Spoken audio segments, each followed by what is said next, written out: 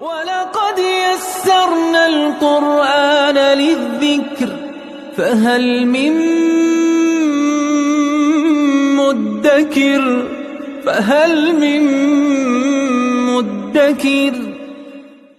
اعوذ باللہ من الشیطان الرجیم بسم اللہ الرحمن الرحیم الحمد للہ رب العالمین وصلی اللہ علی سیدنا و نبینا بالقاسم المصطفى محمد وعلى آلہ الطیبین الطاہرین المعصومین اما بعد اعوذ باللہ من الشیطان الرجیم فکیف اذا اصابتهم مصیبہ بما قدمت ایدیہم ثم جاءوك يحلفون بالله إن أردنا إلا إحسانا وتوفيقا صدق الله العلی العظیم۔ پروردگار عالم نے سورہ نساء کی ان آیات میں منافقین کی چالوں کو بیان کیا، ان کے ہتھ کنڈوں کو، جو ظاہری طور پہ مسلمانوں کی صفوں میں موجود تھے لیکن جو اللہ پہ ایمان کی کیفیت ہے، جو رسول اللہ پہ ایمان لانے کے تقاضے ہیں، ان کو پورا نہیں کرتے تھے۔ ان جگہوں پہ جہاں پہ رسول خدا کی طرف رجوع کرنے میں ان کا نقصان ہوتا تھا، ان کے فائدے میں نہیں ہوتا تھا، وہاں وہ غیر خدا کی طرف، غیر رسول کی طرف رجوع کرتے تھے۔ اور آج میں بھی ایسے ہے، آج بھی انسان جہاں پہ ان کا نقصان ہوتا ہے، جہاں پہ ان کو فائدہ نہیں مل رہا ہوتا، وہاں پہ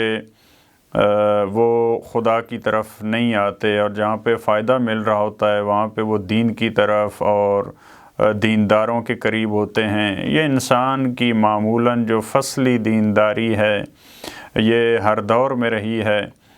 جس کو سید الشہداء نے بھی بیان فرمایا کہ جب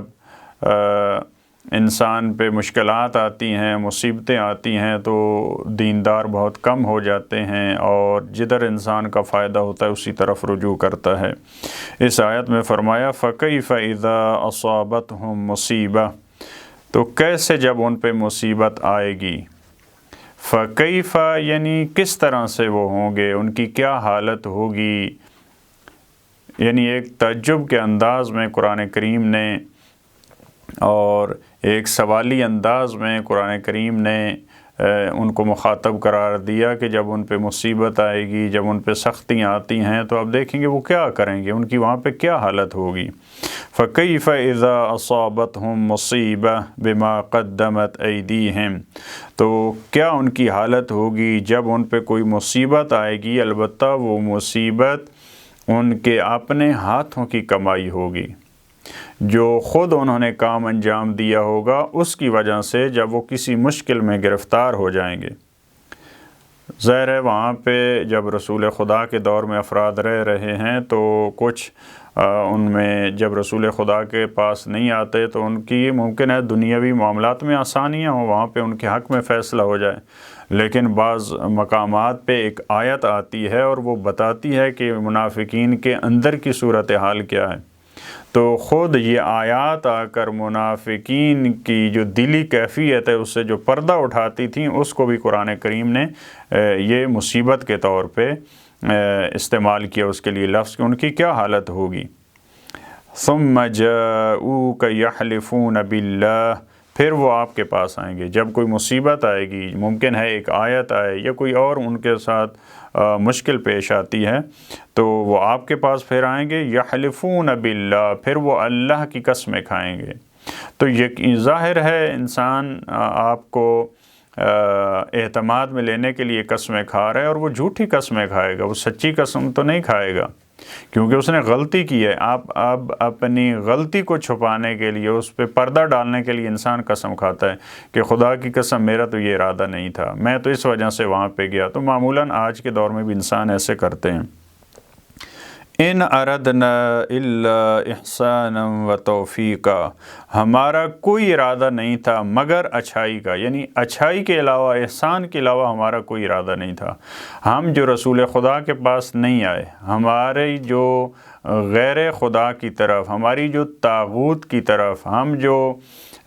دوسرے افراد رسول خدا کے ہوتے ہوئے ہم نے کسی دوسرے کو حاکم مان لیا، یہ ہمارا رجوع جو تھا، یہ ہمارا ارادہ اچھا تھا اس میں۔ مثال کے طور پہ ہم رسول خدا کو تکلیف نہیں دینا چاہتے تھے، مثلا جب جھوٹ انسان بولتا ہے تو اس طرح سے، حالانکہ وہ اس رجوع میں رسول خدا کو زیادہ تکلیف دے رہے ہیں، کیونکہ آپ اللہ کے رسول کے ہوتے ہوئے آپ غیر خدا کی طرف جا رہے ہیں اور رسول کے مقابل میں جو طاقتیں ان کی طرف جا رہے ہیں، تو یہ زیادہ ان کو تکلیف مل رہی ہے۔ لیکن قسمیں کیا کھاتے ہیں کہ ہمارا تو اچھائی کا ارادہ تھا، ہم مزاحم نہیں ہونا چاہتے تھے، آپ کے ہم آرام میں خلل نہیں ڈالنا چاہتے تھے، آپ ظاہر آپ کی بہت ساری مصروفیات تھیں، ہم آپ کو ڈسٹرب نہیں کرنا چاہتے تھے مثال کے طور پہ۔ وہ توفیق وفق موافقت اس سے ہے، یعنی ہمارا صلح کا ارادہ تھا۔ مثال کے طور پہ ہم جب آپ کے مقابل جو طاقتیں ہیں ان کی طرف ہم نے رجوع کیا تو ہم چاہ رہے تھے کہ تھوڑا ہمارے ادھر جانے سے تھوڑے حالات اچھے ہو جائیں، مثلا ہماری ان سے صلح ہو جائے، وہ کہیں کہ یہ تو اتنے سخت نہیں ہیں، یہ تو اتنے تند مزاج نہیں ہیں، یہ تو دیکھیں فیصلہ کروانے کے لیے ہماری عدالت میں آ گئے ہیں۔ تو یعنی اس قسم کے جو غلط توجیہیں اور تعویلیں ہیں یہ پیش کر رہے ہیں، تو قرآن کریم نے بتا دیا کہ یہ اس طرح سے آئیں گے، قسمیں کھائیں گے اور یہ جھوٹے ہیں۔ اولئک الذین یعلم اللہ ما فی قلوبہم، یہ وہ افراد ہیں کہ اللہ جانتا ہے جو ان کے دلوں میں موجود ہے، خدا ان کی دلی کیفیت کا علم رکھتا ہے۔ اس کا مطلب کیا ہے؟ جب یہ کہا جا رہا ہے خدا ان کی دلی کیفیت کو جانتا کہ یہ جھوٹ بول رہے ہیں، ان کے اندر کی یہ کیفیت نہیں ہے، یہ زبان پہ اس طرح سے لا رہے ہیں۔ فَأَعْرِضْ عَنْهُمْ، منافقین کے ساتھ آپ کی جو روش ہے، آپ کا برتاؤ ہے، وہ کیسا ہونا چاہیے؟ آپ ان سے دوری اختیار کریں، ان کے قریب نہ ہوں، ان کو قریب نہ آنے دیں۔ وَعِظْهُمْ، اور ان کو موعظہ کریں، واعظ و نصیحت وہ منافقین کو کریں۔ رسول خدا کی یہ روش تھی، اور ہر دور میں ائمہ کی بھی یہ روش رہی ہے کہ جو اس طرح کے افراد ان کی زندگی میں ہوتے تھے، بعض دفعہ ان کے قریب ہوتے تھے، ان کی محفلوں میں ہوتے تھے، ان کو واعظ و نصیحت کرتے تھے، اور ممکن ہے واعظ و نصیحت سے انسان تبدیل ہو جائے۔ وَقُلْ لَهُمْ فِي أَنفُسِهِمْ قَوْلًا بَلِيغًا، اور ان کے لیے کہیں ان کے اندر ایک ایسی بلیغ بات، ایک ایسا موعظہ، ایک ایسی گفتگو جس سے ان پہ اثر ہو۔ یہ جو تعبیر ہے وَقُلْ لَهُمْ فِي أَنفُسِهِمْ قَوْلًا بَلِيغًا، یعنی ایسی بات کریں کہ ان کا ضمیر بیدار ہو، ان کا اندر جو مردہ ہو چکا ہے وہ جاگ جائے، اور وہ متوجہ ہو جائیں کہ وہ پہلے بھی غلط کام کر رہے تھے، اور اس کی اب توجیہیں اور تعویلیں جو کر رہے ہیں وہ بھی غلط ہیں۔ جب جیسے معروف ہے کہ جب انسان ایک غلط کام کرتا ہے پھر اس کو چھپانا چاہتا ہے، اس جھوٹ کو چھپانا چاہتا ہے، تو اس کے لیے پھر کئی غلط کام انسان کو کرنا پڑتے ہیں۔ تو ان کی یہی روش تھی، پہلے غلط کام کیا، جو رسول خدا کے پاس فیصلہ لے کر نہیں آئے، ان کے مقابل میں جو یہود و نصارہ تھے ان کے پاس گئے، تو اس کو آپ چھپانے کے لیے کہہ رہے ہیں کہ نہیں ہمارا ارادہ اچھا تھا، ہم مزاحم نہیں ہونا چاہتے تھے، ہم ڈسٹرب نہیں کرنا چاہتے تھے، ہم تو چاہتے تھے کہ دو امتوں میں، دو گروہوں میں صلح ہو جائے۔ تو آج بھی اسی طرح سے، اور لہٰذا ہمارے اہل بیت علیہ السلام نے اپنے شیعوں کو ہر دور میں یہ نصیحت اور وصیت کی کہ آپ اپنے فیصلے طاغوت کے پاس لے کر نہیں جا سکتے، آپ جو فیصلے آپ کے وہ اہل بیت کے پاس لے کر آئیں۔ اہل بیت کے جو مکتب کے وہ علماء ہیں جو قضاء اور اہل بیت کے مذہب اور شریعت کے مطابق، جو اہل بیت کی شریعت اور ان کی تعلیمات کے مطابق فیصلے کرتے ہیں، آپ ان کی طرف رجوع کریں۔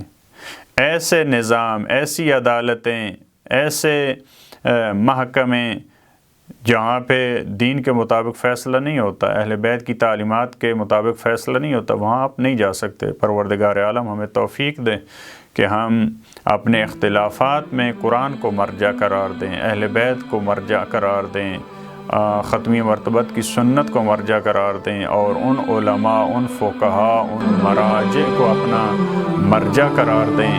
جو اہل بیت کی اور قرآن کی حقیقی تعلیمات کے مطابق ہمارے فیصلے کریں۔ اللہم صلی علی محمد و آل محمد۔